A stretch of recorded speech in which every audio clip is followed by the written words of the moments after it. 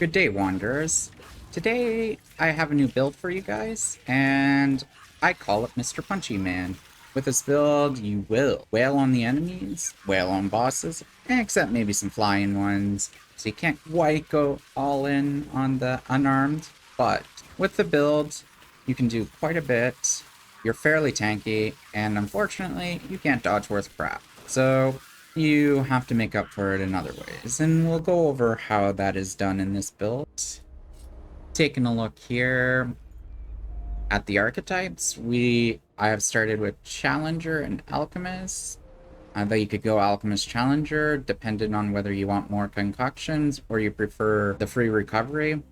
I do tend to prefer the free recovery, especially in boss fights. The 3 seconds of invulnerability really do help, allow you to punch down the boss before it ends up killing you. Though having the extra concoctions from the Alchemist isn't bad by no means. You could potentially use other classes, but I find the Alchemist to give the best versatility overall. You could go with the Handler. You get your dog, he'll pull some aggro and spread out the damage. You end up having a little bit more defenses, and the movement speed from Spirit of the Wolf is immensely useful since you have to get up close and personal. The medic also works out fairly well with the extra heals, and you also get backbone, which allows you to have your gray health for longer before it disappears and you can recover some of it. Hunter and Gunslinger really don't add anything to the build, so I wouldn't recommend it. Invader is okay. One thing you can do is use Void Cloak and actually get some amount of dodge, so you can avoid some damage. Shark gives you a decent amount of damage buff over time, and you get some life steal when a decoy's up, which is quite helpful. Due to the way the build is set up, Wormhole adds enough damage, but I don't find it's particularly worth it since it only affects the first attack. You're going from like, the 300% damage ends up being about 100% damage overall, which is a big increase by all means, but not good enough. And since you can't really dodge, you're not terribly taking advantage of the evade window, but it is helpful when you are trying to dodge with the flop. The Engineer gives you the more defenses, and you have the damage reduction when near your turret, but overall there's not a lot given while the Engineer for the Punchy build. But if you just want to make being tankier easier, go for it. Though other options work, and with Juggernaut and the Guardian Ring, you're gonna be at 80% damage reduction a decent amount of the time when you're in combat. Finally, Explorer is an okay one. You do get the damage. The movement speed here is really, really nice, especially when you can get it maxed out. And their skills, especially this Planeswalker one here, it'll be super useful overall for this type of build for mobility purposes. But I'd still tend to lean towards the Alchemist instead of this. But this would be my second choice in the end. Or the Medic. These are the two options I would recommend most past the Alchemist if you wanted to try variations of the build. As the Challenger, you'll get your Diehard. While in close quarters, the increased damage, which does affect your melee. While you're punching around, enemies will deal less damage. Your stamina cost will be less. When you do use a relic, you do get Bulwark, which does help with maintaining your 80% damage reduction that you'll need.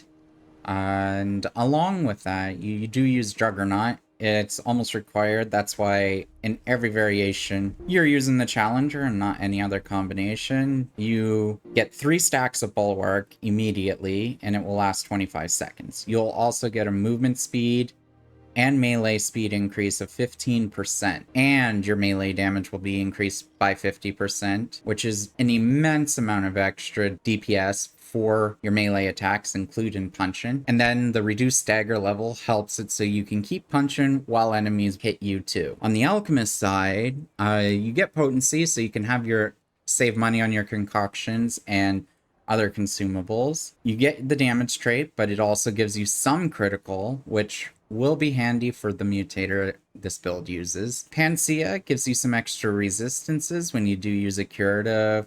Don't really need the ammo, but whatever. And some of the buffs from Experimentalist help, but they're not needed.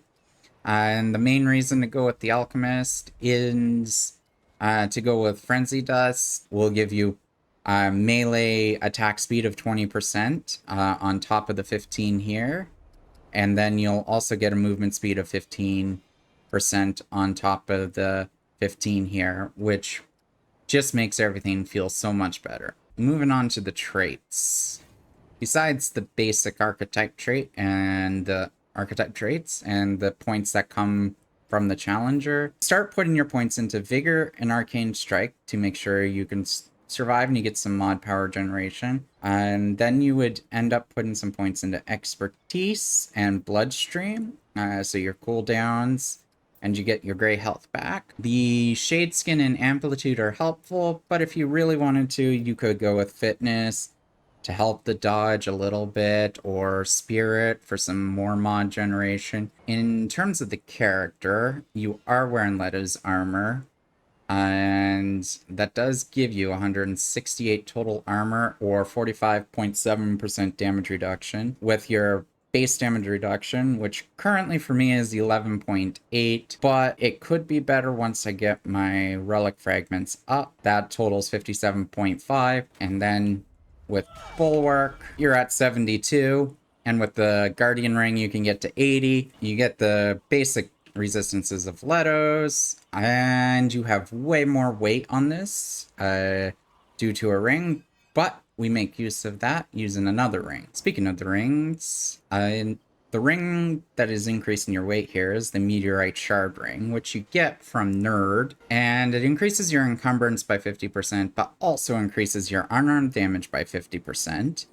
And the other ring we're using, which I do believe was from Root Earth, it increases your melee damage by 0.2% for every 1 encumbrance, which is why we're trying to get our encumbrance very high. If we could choose another class besides Challenger, we could get to 140, but by doing that, you do lose out on Juggernaut, and that 1% damage isn't worth it. I personally prefer to use Dying Ember, but you can add other things as you want. If you want to have more consistent criticals, go with Braided Thorns. If you want to be able to bleed, where is it? Go with the Blood Jewel, so your charge attack will cause bleed. If you want to move faster, you got Heart of the Wolf. If you want to have a slightly better evade, even if you're flopping, go Ring of Diversion. There's like the other rings that I don't have yet that will make you have the best dodge. And the other ring slot is also fairly modifiable. It depends on what your relics and your consumables are, but the easiest one to use is the Guardian's Ring or the Fey Bruiser Ring, which gives you 2 Bulwark, but I don't have it on this character yet. As for the amulet, I do go with Matriarch's Insignia mostly because it's more reliable damage than, say, the Hollowed Egg, but you could potentially get some extra damage out of Hallowed Egg. Beyond that, it can be useful to use Weightless Weight. You do lose damage, but because you have so much encumbrance, you get a decent amount of movement speed. You get 19.5% movement speed from this, along with the 19.5% reduction in stamina cost, which is useful. From there, I've also am just using the Bulldog. You could change up the gun. The gun's not super important, but I have it mostly upgraded, so I'm sticking with it for now. For the mod, I am going Tremor, It is a fairly big AoE, does an okay amount of damage, so when you are getting into those overwhelming groups, it can certainly help you out. I use the double barrel handgun, which is a decent gun up close, and you're already up close, so you might as well go ahead and use it, though you can choose any other gun you have. I went with time lapse. I have found that even though it doesn't help with certain situations, when you are overwhelmed by a major crowd of enemies, throwing this out to stop everything so you can think for a second, prioritize targets in that moment, or use a dragon heart or whatever you need to do, or other consumables. Put feedback here, you'll get some mod power back so you can use it more often for utility. Since this one's the one that does damage, you'd want to put harmonizer on it. And last but not least, you get to use the knuckle dusters. Though you could go completely unarmed, this weapon here does count as unarmed damage, and in it I am using the overdrive mutator. Though I'm not focusing fully on critical, it does help to stack up another 25% melee critical with the other critical options that are in the build. I end up with about 37.5% critical, which will go up to 40%, which is an okay amount. You'll critical enough, and then with this, you'll also get 20% more critical damage, which will just make everything nicer. You can go with any dragon heart you want. The siphon heart can work out for you. The decayed heart works out to some extent, but I do tend to prefer the enlarged heart. Despite its huge penalty of removing half of your relics, the double speed use and the massive heal, which is just a bit over character's max health, do really help in terms of getting the heals off while you're in the thick of it. For consumables, I don't appear to have many left, though one concoction that is an option, though it does make you take more damage, is the sanguine vapor. It will add to your recovery. If you do choose this, it'll mean in total from melee damage you'll be getting 8.5%, which is noticeable.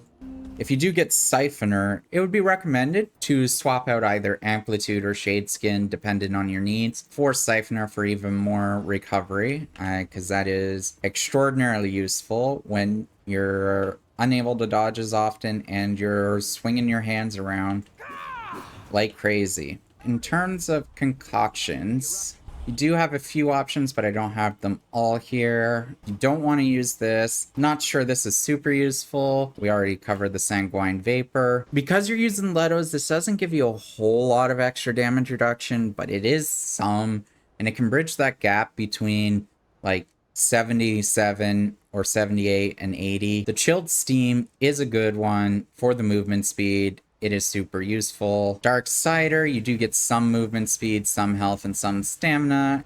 Though I'd prefer Chilled Steam because the extra health and stamina isn't as useful, but you could choose between those. The stamina recovery and regen penalty, not super useful, only if you're the Mudtooth's Elixir, only if you're leveling stuff up. Mudtooth's Stew, you don't really need the max stamina. Mudtooth's Tonic, you don't really need the extra max health, but again, you could choose it. Max health would be more beneficial than the bark extract overall. Just choose what you like. And in terms of these consumables, the confidence booster gives you more stagger resistance and can help even out your damage in between uses of the Juggernaut and your relics. Then there is the rocket fuel. This one's more useful. Though you're already getting 35% attack speed, another 15 doesn't hurt. So yeah. Overall, the build is quite fun.